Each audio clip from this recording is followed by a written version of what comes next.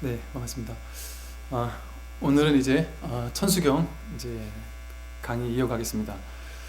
오늘 할 부분은 이제 개경계인데요. 경전을 여는 개송이라고 해서 무상심심 미묘법 백천만겁 난조우 또 아금문견 득수지 원해열의 진실의 하는 부분입니다. 무상심심 미묘법, 더 높은 것이 없고 위 없이 높고 깊고 높고도 깊은 미묘한 법 하는 얘기인데요. 그 불교에서 이 불법을 이제 미묘법이라고 말합니다. 불교에서 이제 법이라고 쓰면은 이제 두 가지 큰 의미가 있어요. 첫 번째 의미는 진리라는 뜻이 있고요. 또 하나는 법이라고 쓸 때 존재라는 뜻이 있습니다.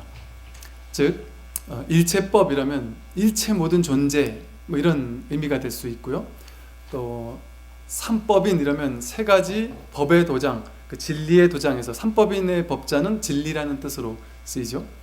뭐 제법실상 이러면 제법에서 제법은 제법, 일체 모든 존재는 참된 실상이다 이 소리입니다. 그래서 법이라는 것이 존재라는 뜻, 온 우주에 있는 일체 모든 존재, 그것을 이제 법이라고 부릅니다. 그래서 여러분도 다 한 분 한 분이 다 법이에요. 존재이기 때문에 물질적인 것 모든 것이 다 존재다. 그래서 법이라고 합니다. 그런데 신기하게도 이 진리라는 뜻의 법과 이 존재라는 뜻의 법은 같은 의미입니다.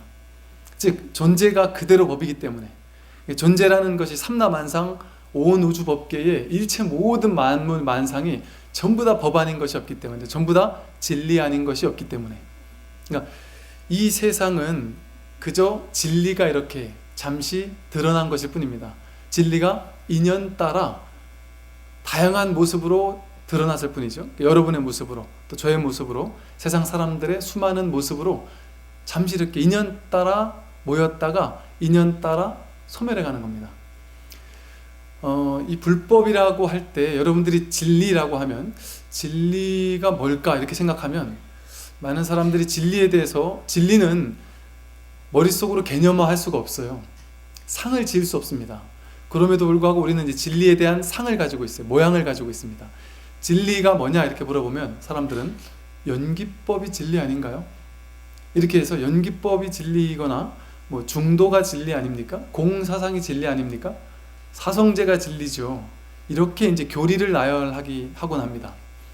근데 그 교리라는 것은, 교리나 경전에 있는 모든 말들은요, 진리 그 자체를 드러내는 것이 아니라 진리를 가리키는 손가락에 불과합니다.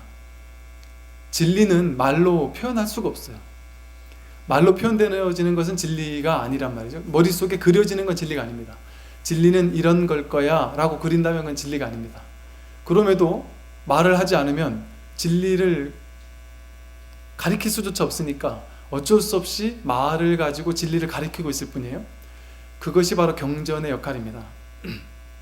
경전은 말을 통해서 진리를 가리킬 수 있을 뿐, 진리 그 자체를 완전하게 드러내줄 수는 없습니다. 그러면 우리가 달이라는 게 이제 낙처예요. 달이라는 게 진리입니다. 달을 봐야 되는데 우리 모두의 공통적인 소망은 달을 보는 겁니다. 근데 경전은 다 손가락이에요. 그러면 손가락을 보면 달을 볼 수 없죠. 손가락이 가리키는 바가 어디지? 도대체 이 경전이 말하고자 하는 그 귀결점이 어디일까? 그거를 딱 보려면, 달을 보려면 이 손가락을 딱 버려야지만 달을 볼 수 있습니다. 그 말은 모든 경전, 모든 교리, 모든 사상, 이 모든 것들은 결국에는 버려야 될 겁니다. 버려야 될 거예요. 그런데 우리는 이 방편 부스러기를 가지고 이것이 진리다라고 굳게 믿고 있어요. 예전에 기독교 같은 데서 보면은 그 문자주의라는 게 있었습니다.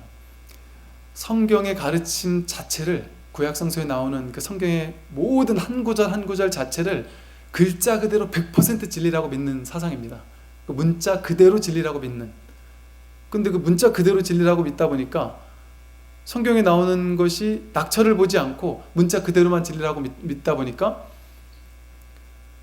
그 선민사상, 하나님이 선택한 민족만이 하나님의 자식이고 선택받지 못한 사람은, 또 하나님을 믿지 않는 사람은 하나님의 자식이 아니다. 그래서 저 사람들은 하나님의 자식이 아니니 우린 저 진리 아닌 자들을 죽여 없애야 되겠다. 그래서 전쟁을 일으키거나 이래서 종교 전쟁 같은 것들이 일어나잖아요. 그것은 지금 이제 신학자들이나 요즘에 이제 제대로 공부하시는 목사님들, 신부님들은 어떻게 얘기하시냐면 그것은 문자 그 자체를 진리라고 본 오류에 불과하다. 그렇게 어리석은 방식으로 이해를 했었을 뿐이다. 성경을 문자 그대로 이해하면 안 된다. 이렇게 이야기를 하고 있습니다. 성경에는 구약성서 같은 데 보면 하나님이 아주 분노의 하나님이고 실제 이렇게 죽이라고 명을 하고 젖과 꿀이 흐르는 그 가나안 땅에 들어가서 거기 있는 사람들 다 죽이라고 이렇게 하나님이 말씀하시거든요. 근데 그걸 문자 그대로 이해하니까 이건 죽여도 되는 것이구나. 하나님을 믿지 않는 사람은 죽여도 되는구나. 이렇게 오해를 하는 것이죠. 근데 이것은 비단 기독교에만 있는 것이 아닙니다. 불교에도 마찬가지입니다. 불교를 문자 그대로 진리라고 믿게 되면 그 사람은 전혀 불교를 모르고 있는 사람이에요. 경전에 나오는 어떤 특정한 구절을 가지고 특정한 경전을 가지고 이것만이 절대 진리라고 생각해서 거기에 집착하고 사로잡혀 있는 사람은 전혀 불교를 모르는 사람입니다. 여러분이 지금 머릿속으로 이렇게 알고 있는 불교에 대한 모든 그것들은 사실은 결과적으로 진리 그 자체를 보게 되는 순간 다 놓여져야 되는 겁니다. 다 내려놔야 되는 것이다. 그래서 불교는 끊임없는 빼기라고 그러죠. 비우고 비우는 길이지 쌓는 것이 아니라 그럽니다. 쌓고 쌓는 게 아니라 기존에 모아왔고 쌓아왔던 것을 버리는 그게 이제 불교의 가르침입니다. 여기서 미묘법이라고 한 이유가 법은 미묘해서 머리로 헤아려 알 수 없다는 소리예요. 진리는 머리로 굴려서 알 수가 없습니다. 진리는 머리로 굴려서 알 수가 없습니다. 연기법, 사성제, 삼법인 이런 수많은 교리들은 진리를 가리키는 하나의 언어일 뿐이지. 그래서 이걸 대승불교에 오면은 그 중간 사상이라는 게 있는데 거기는 승의제와 세속제라는 표현을 씁니다. 즉 승의라는 게 진리 그 자체를 얘기해요. 진리 그 자체의 진리가 있고 세속제라 해가지고 제라는 것은 진리라는 뜻이거든요. 아주 수승한 의미의 진리가 있고 진짜 진리가 있고 승의제 그건 말로 할 수 없다 이럽니다. 승의제는 말로 할 수 없다. 그건 진리 그 자체를 얘기해요. 그런데 이걸 굳이 말로 하지 않으면 중생이 알아들을 수가 없으니 어쩔 수 없이 말로 해야 된다. 그래서 말로써 진리를 설명해 놓은 이것을 세속제라 합니다. 세속적인 거지만 그래도 그건 진리를 표현하고 있기 때문에 세속제, 세속의 진리. 그 세속제는 결국은 버려야 될 것이고 승의제로 가야 될 것이죠. 그래서 반야심경에서 반야라고 하는 것이 방편반야라고 해서 진짜 반야는 이 어떻게 말로 할 수가 없어요. 실상 반야는. 그런데 방편반야는 방편으로서 말로서 경전으로서 진리는 이런 거야 라고 모양을 그릴 수 있게 이렇게 그냥 방편으로 말할 수밖에 없는 것이죠. 그러면 진리가 왜 이렇게 미묘법이냐? 이거는 뭔지 알려고 하면 어긋납니다. 알 수가 없는 것이기 때문에. 근데 쉽게 말해서 우리가 알고 있는 것은 뭐냐면 세상을 알 수 있잖아요. 이건 알고 저건 모르잖아요. 그럼 불법은 알고 모르고 있지 않다 그럽니다. 그러니까 여러분들이 불법을 알겠다 하면 알 수가 없어요. 왜? 아는 것은 아는 내가 있고 알려지는 대상이 있어야 되죠. 아는 내가 있고 아는 어떤 대상이 있어서 그것을 내가 알아야 됩니다. 둘로 나뉘어져야 됩니다. 근데 이 온 우주는 일진법계라고 해서 온 우주는 너와 나도 없이 완전히 통으로 하나의 진실된 법계 하나밖에 없어요. 하나밖에. 둘로 나뉘어진 게 없다. 불이법이라 그러죠. 하나밖에 없기 때문에 둘로 쪼개지는 것은 전혀 불교가 아닙니다. 그래서 머리로 이해할 수 있는 건 불교가 아닙니다. 불법이 아닙니다. 참된 불법은 아니고 불교의 교리를 이해할 수 있을 뿐이지 우리는. 그러나 진짜 백의 불교는 이 미묘법은 머리로 결코 다 할 수가 없어요. 가슴으로 들어가야 됩니다. 머리 가지고 이해하려고 하면 이 진리는 전혀 이해될 수가 없습니다. 이건 머리로 이해하는 건 이건 세속법이라 그래요. 세간법.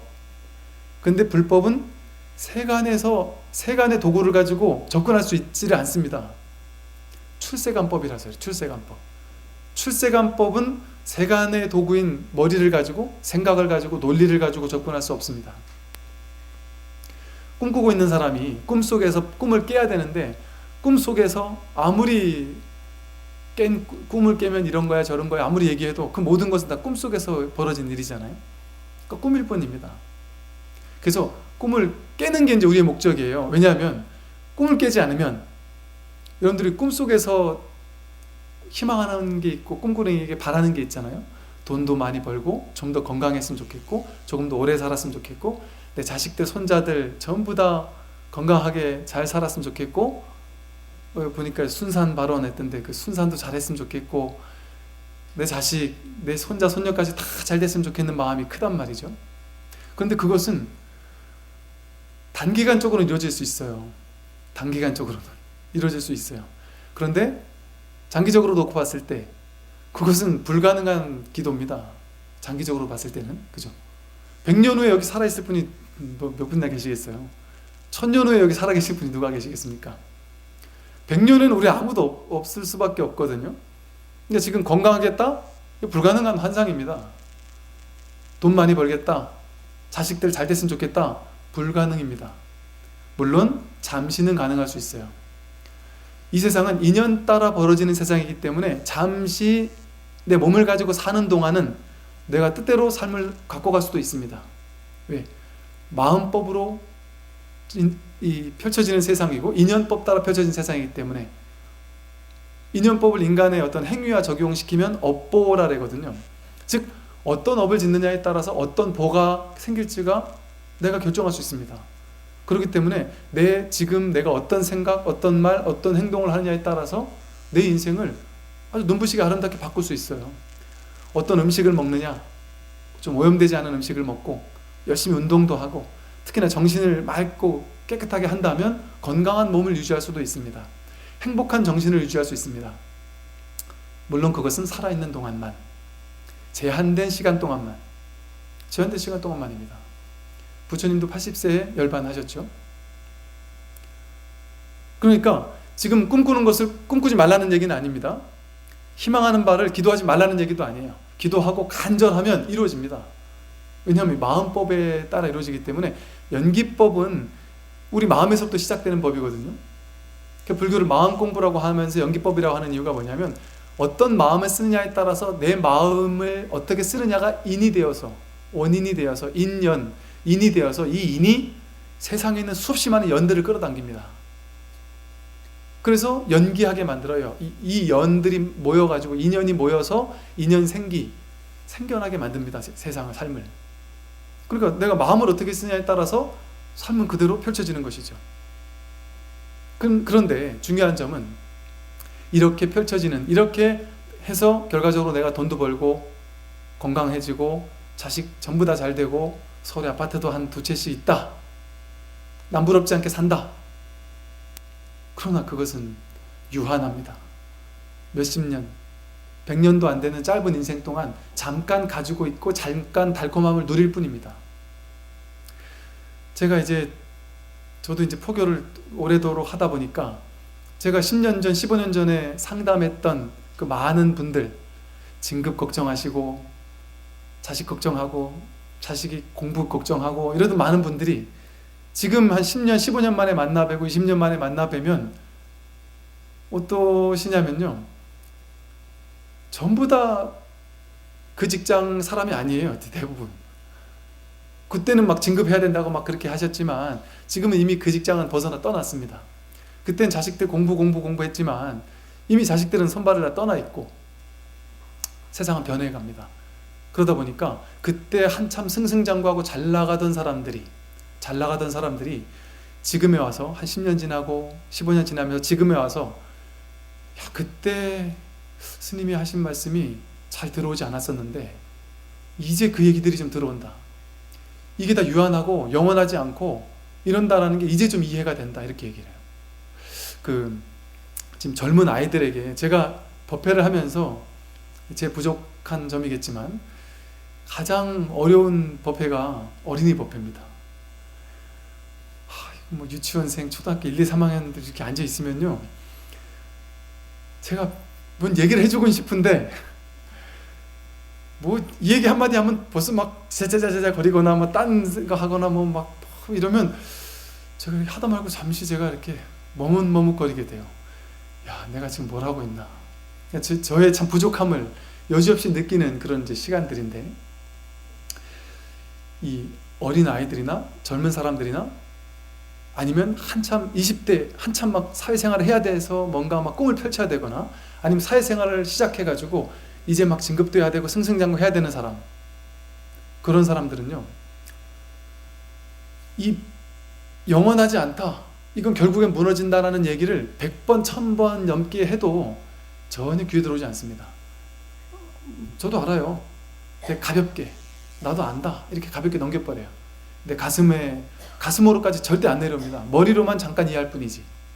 왜 그러냐면요, 우리는 사람이라는 존재는 어떤 특성을 가지고 있느냐면, 머릿속에 하나에 꽂히면 그거밖에 안 보여요. 한 가지 집착하면 그거밖에 안 보입니다. 그거 외에는 아무것도 안 보여요.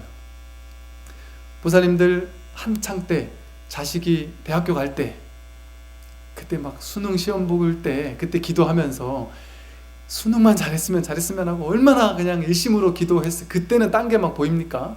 그때 뭐 내가 집을 사야지, 아니면 뭐 아파트를 이사 가야지, 아니면 뭐 어디 놀러 가야지, 뭐 이런 생각이 들었어요. 그냥 오로지 그 기도밖에 안 하잖아요. 그 한 가지밖에 생각 못 하거든요. 진급이 다가오면 오직 진급 그거 외에는 아예 딴 거는 관심조차 없습니다. 내가 뭔가 딱 꽂히는 게 있으면 그거 외에는 관심이 없어요. 가방을 하나 사야 된다. 어디 마음에 드는 가방이 있다. 그러면 내 그 가방을 클릭해서 검색하고, 홈쇼핑에서 뭐가 막 이제 막 곧 한 10분 있으면 끝난다. 이게 막 다 마감이 되는 것 같다. 이러면 왠지 막 가슴이 두근거린다는 사람도 있대요. 여러분들이 안 그러시겠지만, 그게 한 가지에 꽂히면 그거 사기 전까지는, 아니면 그걸 완전히 마음에서 포기하기 전까지는 그거 이외에는 잘 들어오지가 않아요. 이걸 이제 심리학에서는 인지협착이라고 한다고 했고, 불교에서는 이거는 사로잡힌다, 집착한다, 이런 표현을 합니다. 한 가지 집착했으면 그거 이외의 것들은 절대 보이지 않습니다. 우리가 삶에 집착해 있기 때문에, 삶에 있는 다양한 재미난 것들, 명예나 권력이나 지위나 돈이나 아파트나 자식들의 성공이나 이런 자잘한 재미난 것들에 집착해 있다 보니까 그것만 보이는 거예요. 근데 그거 한 가지 두 가지만 딱 인지협착이 돼 있어요. 그거 외에는 안 보입니다. 근데 이게 전체가, 삶 전체를 아우르게 보는 시선이 닫히는 거예요. 이게 지혜의 해안이 닫히는 겁니다. 육안밖에 없는 거예요. 육안은 집착하는 눈이거든요. 그러니까 진급에 목매 있는 사람은 진급 외에는 안 보여요. 딴 건 아무 관심이 없습니다. 건강이 안 좋은 사람은 내가 건강하다고 할 수 있는 것은 뭐든지 다 해버립니다. 건강하게 만들어준다 이러면 다 해버려요. 애석하게도 이 마음 공부하시다가 몸이 조금 안 좋은 분이었는데, 어떤 뭐 이상한 요상한 단체에 거기 가면 건강하게 해준다. 거기는 제가 봐도 분명히 그건 외도다, 진짜 제대로 된 불법이 아니다, 아무리 얘기를 해도 그렇게 법상 스님이 최고다 이렇게 하시고 불법이 최고입니다 이렇게 하던 분인데, 이 딱 꽂히니까 돌이킬 방법이 없더만요. 거기 한번 딱 꽂히니까 그거 외에는 눈에 안 들어오는 거예요. 아무리 좋은 얘기도 안 들어옵니다. 내가 꽂히는, 이 집착해 있던, 사로잡혀 있던 이게 없어지기 전까지. 대부분 이 집착이 탁 놓여지는 순간이 언제냐면 죽음이 다가올 때입니다. 죽음이 다가와서 모든 게 저절로 내려놓지 않으면 안 될 때, 시한부 인생인 사람들이 처음 한두 달 엄청 괴로워하다가 자신의 죽음을 확 받아들인다 그러잖아요. 그럼 모든 걸 다 초월한 것처럼, 아주 거의 부처님처럼 다 내려놓고 정말 초원해진다고 합니다. 그때 전체가 보이는 거죠. 뭐가 중요한지, 삶에서 진짜 중요한 본질적인 게 뭔지, 영원한 것이 뭔지, 이게 생겼다 사라지는 거 말고, 이 세속법, 아까 말한 세간법의 특징은 생겼다가 사라지는 겁니다. 아무리 좋은 것도 생겼다 사라져요. 건강도 건강할 때가 있지만 건강이 무너질 때가 있고, 돈도 생길 때가 있고 무너질 때가 있어요. 많은 거는 좋은 것 같잖아요. 돈이 많으면 좋은 것 같잖아요. 이게 또 특징이 뭐냐면, 이 세속의 특징이, 돈은 많으면 좋은데 과도하게 많으면 좋지 않습니다. 그 자식들이 지금 20대 30대 제가 이렇게 상담하는 사람들 보면 다 그렇습니다. 자식들이요 취직을 했어요. 부모님이 시골에서 못 살고 정말 찢어지게 가난하게 살아서 밥 하나 옷 하나 사입지 못하고 너무 가난하게 사시잖아요. 그러면요, 자식이 취직을 하면 네, 용돈을 보내드립니다. 당연하게 용돈을 보내드리고 부모님에게 아무것도 바라는 게 없어요. 부모님이 빚만 없이 건강하게만 사셨으면 좋겠다. 네, 전화해서 괜찮으시냐? 요즘 밥은 드시고 다니시냐? 가면 옷 사드리고. 정말 그럽니다. 그러지 않을 수가 없어요. 제가 상담한 우리 군인들 중에 보니까 부모님이 정말 가난한 친구들 같은 경우 제가 상담해서 물어보니까 어떠냐면요, 어떤 친구들은 한 달에 한 100만 원씩, 200만 원씩 보내는 친구도 있고요. 부모님을 위해서 자신은 그때 한 10년 차 된 군인이었는데 상담하다 보니까 자신은 지금까지 버는 돈이 한 몇백만 원 있대요. 아니, 혼자서 10년을 군생활을 했는데 왜 돈이 그밖에 없냐? 그랬더니 번 돈 전부 다 부모님 드렸다고. 부모님 집이나 뭐 용돈도 드리고, 뭐 집이 없다 그래서 집도 해드리고 보태드리고 그렇게 다 드립니다. 그리고 부모님 걱정이 그냥 한걸 같아요. 부모님 어떻게 사실까 늘 걱정해요. 그런데 부모님이 돈이 많으면 용돈 드릴 생각은 절대 안 하죠. 어떻게 하면 좀 부모님에게서 좀 이걸 좀 받아올 수 있을까? 어떻게 하면 좀 용돈 좀 받고 어떻게 좀 불쌍한 척해서 좀 더 받아올까? 딴 형제들보다 내가 더 많이 받아야 될까? 어떻게 하면 저 아파트 어떻게 좀 이게 내가 좀 넘겨받을 수 없을까? 이런 생각을 하는데요. 그나마 그것까진 괜찮아요. 보살님들처럼 그나마 돈 있어봐야 뭐 아파트 한 채 가준 거 집이 전부고 뭐 이런 분들 같으면 그렇게 큰 괴로움은 없을 수도 있습니다. 그런데 이런 일이 있었다 그러죠. 그 계룡시 계룡이 아니라 계룡인가요? 계룡이 아니라 그 수도 어디 세종시 처음 생길 때 밭이 엄청 있던 집인데 밭이 얼마 안 했던 건데 갑자기 세종시가 들어온다면서 이게 갑자기 막 하루아침에 땅이 엄청나게 떠서 뭐 그때 PD수첩에 나왔습니다. 보니까 125억이 됐다는 거예요. 집에 뭐 1억도 없는 가난뱅이였는데 갑자기 125억이 생긴 거예요. 평소에 집에 찾아오지도 않던 자식 며느리들이 갑자기 집에 이제 막 매주 들락날락 하면서 처음엔 그냥 그런갑다 했는데 이게 1, 2억, 2억, 3억쯤 되면은 자식들이 부모님만 한 1억 가지고 싸우면 좀 점잖게 싸웁니다. 좀 신사적으로 싸워요. 야, 그래도 네가 좀 양보해라. 내가 한 1,000만 원만 더 갖자. 뭐 네 5천 나 5천 하자. 아니면 3천 뭐 이렇게 싸웁니다. 점잖게. 그래서 안 되면 에이 뭐 어쩔 수 없지 이러고 말아요. 그런데 이게 100억쯤 되면 내가 조금만 싸우면, 내가 조금만 형제간에 의리를 저버리고 그냥 하면, 배신하면 내가 30억 받을 거 50억 받을 수 있다. 그럼 안 싸우겠습니까? 자식들이 싸운다는 거죠. 그래서 그 125억 벌은 그 부모님 자식들이 와가지고 자식들이 어떻게 이렇게 돌변하는지 모르겠다. 돈이 이렇게 사람을 망치는지 몰랐다. 자식들이 너무너무 심하게 싸우는 모습이 너무 가슴이 아파서 그 아버지가 자살을 했어요. 할아버지가 125억을 놔두고 자살했습니다. 실제 그렇게 많은 돈이 있으면 그거 가지고 이렇게 이 역사가 욕심이 과도하게 많으면 그는 다 망할 수밖에 없어요. 여러분, 부모가 자식을 죽이고 자식이 부모를 죽이고 형제끼리 죽인다. 상상할 수 없는 얘기죠. 근데 가능한 경우가 한 가지 있습니다. 과도하게 소유할 때. 권력을 과도하게 소유하면 어때요? 자기가 임금이 되려고 형제들끼리 죽이잖아요. 심지어는 부모가 자식을 죽일 수도 있어요. 자식이 부모를 이렇게 멸하고 자기가 그 왕위에 오르기도 하고. 역사를 보면 돈도 조금 있으면 안 그런데 과도하게 많으면 그런 일이 벌어집니다. 무시무시한 일이 벌어집니다. 없으면 더 사랑하게 돼요. 너무 과도하게 많으면 그렇다는 것이죠. 이것처럼 우리는 많이 가지면 좋다고 생각했지만 그것은 영원하지 않고 유한한 것이고, 그것은 곧 너무 과도한 소유는 우리의 정신을 땅에 떨어지게 만들기가 쉽습니다. 그래서 자식에게 나중에 줄 값이라도, 나중에 줄 거라도, 난 이거 다 어디 사회복지 다 기증할 거야. 세상에 이제 다 기부할 거야. 신경 여기 꿈도 꾸지 마. 알아서 살아, 알아서.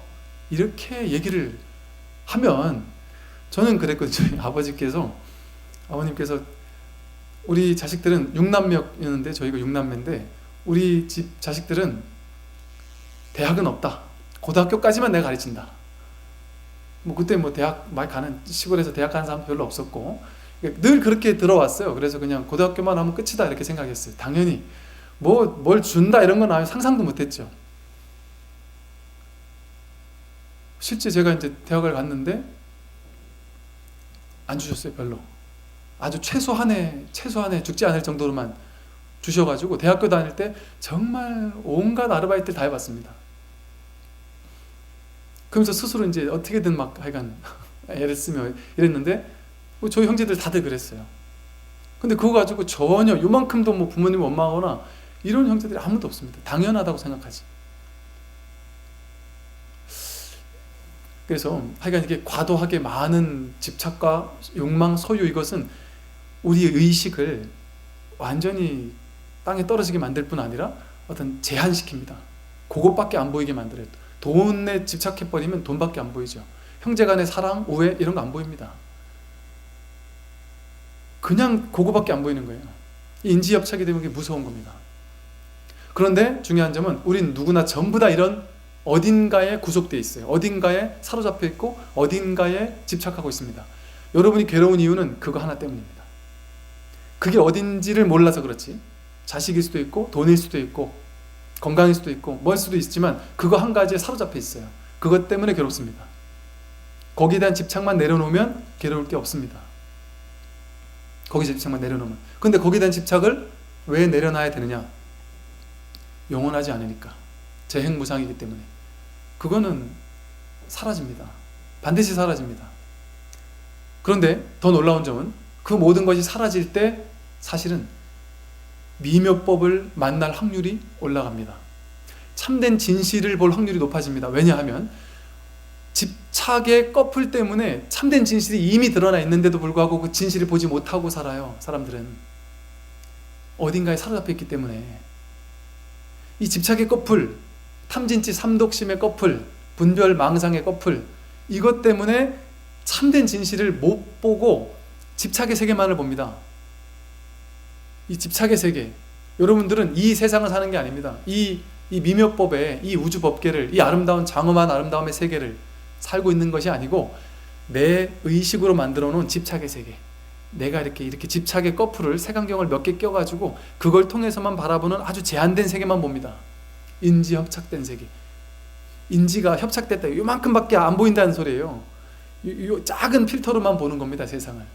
세상이 광대무변하고 드넓은 세상, 놀랍게 아름답고 놀랍게 평화롭고 놀라운 행복감이 깃들어 있는 이 세계를 보지 못하고 자기 의식으로 제한시켜 놓은 망상의 세계만을 살고 있으니 우리가 괴로울 수밖에 없는 겁니다. 비우고 또 비워서 이 의식에 집착, 사로잡혀 있는 것을 딱 내려놓는 순간, 여러분들이 한 생각입니다. 한 생각. 불교에서는 스님들이 항상 한 생각 바로 하면 이러잖아요. 한 생각의 차이다 이러잖아요. 여러분들 간단합니다. 정말 의외로 답은 한 생각에서 간단하게 나옵니다. 여러분들이 아마 지금 어떤 분은 1년째 자식 성적 때문에 괴로워하고 있는 분이 계실 수 있어요. 아니면 2년째 이 아파트 이게 자꾸 안 풀리는 것 때문에 괴로워하는 사람이 있을 수 있습니다. 혹은 몇 개월째 지금 남편의 진급 때문에, 아니면 뭐 자식의 학교 때문에 뭐 이런 다양한 고민들을 가지고 있는 분이 계실 수 있어요. 그런데 경전에 뭐라고 나오냐면요, 자식은 내가 키우는 게 아니고 우주 법계가 알아서 키울 수밖에 없고, 또 자식은 자식의 지 업대로 사는 것이지 부모가 살게 해주기 때문에 사는 게 아니라는 얘기가 나옵니다. 부모가 키우는 게 아니다, 자기 업의 상속자다, 이런 표현이 나옵니다. 자식들은 업의 상속자예요. 업대로 가게 돼 있습니다. 그러니까 어때요? 자식을 갓난애기를 도저히 못 키우겠어서 쓰레기통에 비닐봉지에 넣어서 버렸는데, 지나가던 행인이 그 비닐봉지를 열어서 애기를 입양을 시켜가지고 외국 가가지고 잘 커서 뭐 변호사로 크고 이래가지고 한국에 와서 다시 부모를 찾고 이런 일들이 있잖아요. 그 아이가 부모가 키우는 거면 그렇게 변호사로 클 수가 있겠습니까? 자기 업이 있어서 그래요. 자기 업의 상속자이기 때문에 자신이 그렇게 잘 클 수밖에 없는 인연인 아이는, 그런 업이 있는 아이는 아무렇게나 막 내둬도 잘 큽니다. 그런데 그렇지 않은 아이는, 업이 좀 안 좋은 아이는 어쩔 수 없다면 아무리 애지중지 한다고 해서 잘 커지는 게 아니에요. 부모님의 욕심 가지고 자식을 이렇게 저렇게 할 수 있는 게 아닙니다. 아주 간단해요. 부모님의 역할은 자식에게 물어보고 자식에게 스스로 선택할 수 있도록 스스로의 선택권을 주는 겁니다. 다만 부모가 할 수 있는 역할은 조언해 주는 역할. 그런데 신기한 점은 자식에게 직접 선택해라라고 선택권을 딱 주고 맡겨주고 나는 다만 조언만 해주겠다라고 하게 되면요, 그 자식들은 부모님 말을 되게 힘있게 듣습니다. 부모님의 말을 무시하지 않고, 부모님은 나는 조언만 할 뿐이야, 결정은 너가 해. 근데 아빠는, 엄마는 이렇게 했으면 좋겠다라고 생각이 든다 이러면 이걸 무시하지 않습니다. 무게감이 있어요, 이 말에. 그런데 부모님들이 너는 B는 절대 안 돼, 무조건 A를 해야 돼, 이러면 반발심이 자꾸 커져요. 난 절대 엄마 말을 안 듣고 싶은 막 반발심이 점점 더 커집니다. 이게 나중에 심해지면, 작년인가 뭐 제가 TV에 봤는데 부모님이 하도 성적 하니까 너무 스트레스를 받아 괴로워하다가 이 고등학생 고3 아이가 성적 했는데 그날 아침에 성적표를 받아왔어요. 엄마가 꿈에 그리던 반에서 3등 성적표를 받아왔나? 3등 받아와가지고 성적표를 딱 집안에 놔두고 이제 됐어? 이렇게 써놓고 그러고 나가 자살했대요. 이게 서로 간에 소통을 하고 서로 간에 대화를 하고 서로 간에 마음을 열어야 되는데, 이게 성적에 집착을 하고 있으면 성적밖에 안 보이는 거예요. 성적에 집착을 하고 있으면 성적밖에 안 보이고, 집착을 하게 되면 얘와 또래 비슷한 공부 잘하는 애들 이렇게 같이 모여 다니는 이 친구들, 이 친구 엄마들, 거기에서 내가 영향력이 있으려면 얘가 공부를 잘해야 되고, 이런 것들만 보이기 시작하는 거예요. 그 외적인 무한한 아름다운 세계가 보이지 않습니다. 그러니까 부모는 자식과 점점 더 성적 때문에 싸우게 되고, 놓아주질 못해서 그래요. 집착을 내려놓아서 놓아주면 더 잘 풀리는데, 어차피 업의 상속자이기 때문에 서울대 갈지, 내가 노력한다고 뭐 연대 더 가고 뭐 지방대에 갈 거 서울에 가고 그럴 수도 있겠죠만, 그 집착심이 나중에 가서는 결과적으로는, 왜냐하면 아무리 공부를 잘해도, 아무리 의사 변호사가 돼도 사람이 불행하게 사는 사람도 많이 있죠. 어릴 때 성적해서 행복을 연습하지 못하고 불행한 것을 연습한 사람은 나중에 커서 돈은 많이 벌 수 있겠지만 불행할 수밖에 없습니다. 연습한 게 그거니까. 그런데 성적은 좀 못한다 할지라도 행복하게 누리고 느끼고 만끽하고 즐겁게 뛰어놀고, 그러면서 내가 할 수 있는 공부를 재밌게 할 수 있는, 스스로에게 선택권을 주는, 그렇게 됐을 때는 그 아이가 더 재밌게 하게 되니까 삶을 재밌게 살게 돼요. 지금 제일 힘든 게 뭐냐면 40대, 50대, 60대 되신 어른들 중에 문제 있는 분들이 많죠. 저는 깜짝 놀란 게 한 60대 되신 어르신들인데 정말 애들도 안 할 만한 쌍스러운 욕을 하면서 싸우는 분들을 뵀는데 의외로 그런 분들이 많으세요. 이렇게 삶에 아무리 높은 자리에 있어도 거기서 막 더 높은 거, 더 욕심과 집착을 가지고 막 그걸 쟁취하기 위해서 인생을 사는 사람과, 주어진 삶에 정말 행복감과 만족감과 이 집착만 내려놓으면 저절로 우리는 행복을 찾을 필요는 없습니다. 중요한 점이에요. 행복을 찾을 필요는 없습니다. 집착만 내려놓으면 돼요. 분별심만 내려놓으면 저절로 행복은 이미 있는 행복이 드러납니다. 우린 이미 있는 행복을 내가 누리지 못할 뿐이지, 왜? 집착하는 것 때문에 거기 관심 있느라고 이미 있는 행복이 아닌 거예요, 지금 우리에게는. 그런데 사실은 행복은 이미 있습니다. 여러분, 요즘에 하늘이 파랗잖아요. 하늘이 파란데 평소에는 이게 파란 게 그렇게 아름답고 막 놀랍게 아름답고 그렇지 않잖아요. 근데 여러분들이 이틀이나 3일 어디 해외를 가거나 제주도를 가거나 여행을 가면 그날따라 막 파란 하늘이 너무 아름답죠. 너무 아름답고 너무나도 아름답고 너무나 경이롭고 막 그렇습니다. 그런데 사실은 여행을 떠나서만 그런 게 아니라 매일 그 놀라운 아름다움이 여기에 이렇게 항상 있습니다. 항상. 근데 매일매일은 우리가 의식이 어딘가에 사로잡혀 있기 때문에 이걸 볼 여유가 없어요. 여행을 떠나야지만 비로소 그때 가서 겨우 보는 거죠. 제가 속초 살 때, 속초 사는 많은 사람들은 바닷가 1년에 한 번도 안 갑니다. 서울 사람들은 기어이 쫓아와가지고 속초 와가지고 바다를 바라보면서 10분, 20분, 30분 앉아있죠. 속초 사는 사람은 10분 동안, 20분 동안 바다를 안 보고 있더라고요. 옆에 없어서가 아니라 남들은 이 행복을 찾아서, 이 바닷가를 찾아서 그 먼 길도 오잖아요. 근데 언제나 옆에 행복이 있어도 그걸 보지 않아요. 마음이 다른 거로 가득 차 있는 사람은. 그래서 불법은 없는 행복을 찾아 나서는 것이 아니라 행복은 완전하게 주어져 있습니다. 진리는 완전하게 주어져 있습니다. 그래서 미묘법이에요. 지금 이대로 완전한 진리가 여기 드러나 있습니다. 완전하게. 그러나 우리는 못 보는 겁니다. 중생은 못 보는 겁니다. 사로잡혀 있으니까. 욕망과 집착과 번뇌와 생각에 사로잡혀 있으니까 생각의 세계만을 살고 있는 거죠. 완전히 이렇게 아름다운 세계가 있는데 마치 뭐와 같냐면 산에 자연을 보고 싶어서, 단풍을 보고 싶어서 가을에 산에 갑니다. 많은 사람들이. 근데 산에 가가지고 라디오만 크게 틀어놓고 라디오 소리만 계속 들으면서 산행을 해요. 그리고 어떤 분은 보니까 산에 가가지고 신문을 들고 와가지고 산에서 앉아가 신문만 보고 계세요. 신문지 너머로 놀랍게 펼쳐진 이 아름다운, 내가 보고자 했던 이 대자연의 아름다움이 있는데 그걸 보지 않고 여기 안에 있는 갇혀있는 신문을 보고, 산에 다니면 이게 라디오 내 틀어놓고 다니는 분들 있잖아요. 그 라디오 그럴 것 같으면 뭐하러 산에 가는지. 물론 운동은 되겠지만 그것과 비슷하다는 거죠. 이미 드러나 있는 행복감을 우리가 내차버리는 거죠. 그래서는 안 된다. 그래서 이렇게 무상심신 미묘법이라고 하는 겁니다. 그래서 위없이 높고 깊은 미묘한 법, 아주 미묘한 법입니다. 그래서 우리 눈에 안 보이는 거예요. 근데 사실은 미묘법이 아니라 다 드러나 있는 법이지만 우리가 번뇌, 망상, 집착하고 있는 이게 미묘한 일이죠. 이게 진짜 희유한 일이죠. 어찌 이런 일을 하고 있느라고 참된 진실을 보지 못하고 참된 행복을 보지 못하는지, 이게 참으로 미묘한 일입니다. 그래서 이 불교에서는 참된 미묘법을 깨닫기 위해서 우리가 가지고 있는 허망한 망상 분별의 세계, 이것을 내려놓도록 이끄는, 그게 이제 이 불법의 가르침입니다. 오늘 여기까지 말씀드리겠습니다.